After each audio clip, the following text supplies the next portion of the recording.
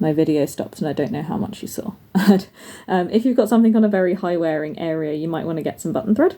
And that basically just comes on the spool in exactly the same way, and that can be used if you're on like your cargo trousers and the pockets come off or something like that. Then that's one of the things that you can do. Alternatively, if you've got something and you just want it to be stronger, you can double over the thread. So I usually just, when you cut your bit, cut it twice as long as you want, and then just tie a knot in the 2 free ends and thread the little loop through the eye of the needle, and that'll give you a stronger bit of thread, which will be helpful. That can be helpful if you're doing something like sewing through denim. That can be also quite tricky to get the needle through, so you can also get like leather needles as well, which are extra sharp if you've got lots of heavy denim that you're trying to sew through, which you might. So I've got to the end of this and I am just knotting it off and doing my extra stitch exactly how I've done with everything else. And trimming it. So that's created, this is ugly AF. If you did it in exactly the same matching thread, you'd probably be alright. Oh, it's not so bad when you look at it like that, when it's all nice and flat. But what that does is that's made it really strong, so the likelihood of that hole that I've sewn coming undone or getting worn out is way less likely. And if I've just got a kind of worn out area that's not, I mean this one already is a hole, but like the worn out area is this big, as the hole is this big, it's another way that I can just reinforce that area before the wear out goes into a hole. As just a demonstration of how overly Anoraki you can be with this.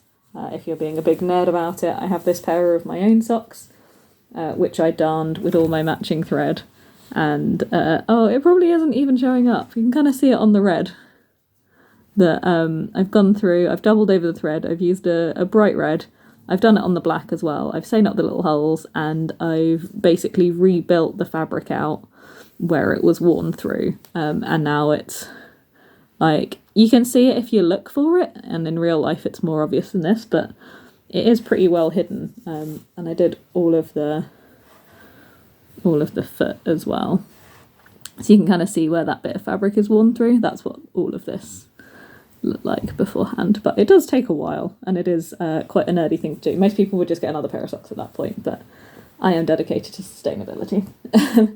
Something else which is possibly worth thinking about is if you've got like a hole in one of those like super high wearing, high traffic areas, and it's something more like jeans than socks, where, because like if you're standing on like a little seam, that's going to feel a little bit nasty. But if you've got like extra seams on like your knees or something, you're not going to worry so much. So you can look at doing patches. So these are a pair of trousers you've seen.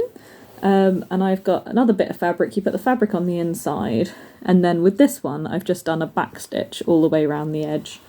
It's worked kinda like, that's what the inside looks like, so you can see my line of stitching around there. It's worked better than not doing it, but it's also not been strong enough, so I have had some extra like rips going through it, so I do need to keep working on that. If you're putting on a patch like this, get your needle exactly as you were before tying the knot, and then you poke it up through. You've got your little threaded edge for it, so poke it up towards the inside, like towards the design of that, and then poke it down at the edge of it, so just into the fabric and not into the patch. And then that helix pattern, it's the same as the oversew, that just comes out against the picture and then goes in into the other side. If you have a closer look maybe at Joe's trousers, while he's not wearing them, or while he is, then you can possibly see where the stitches are, especially if he's not used exactly matching thread, and you've got some decent lighting.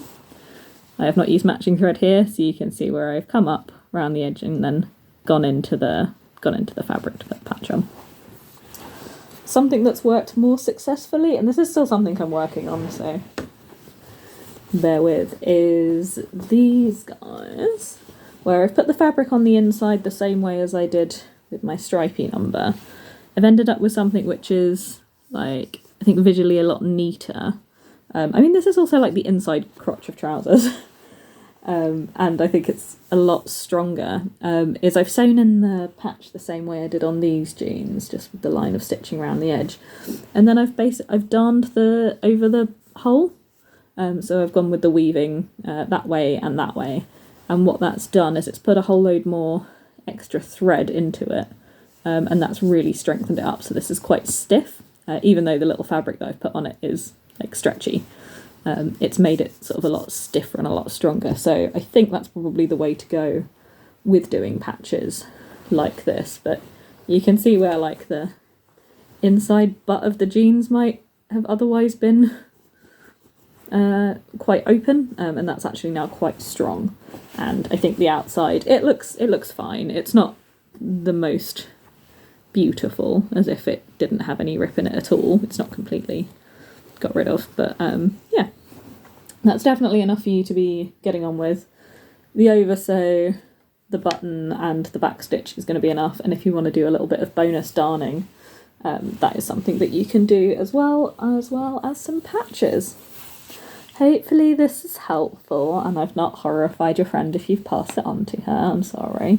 Yeah, happy sewing. Happy to do a in-person lesson as well, answer any questions, send videos of being like, what's happened, and I'll answer those questions as well.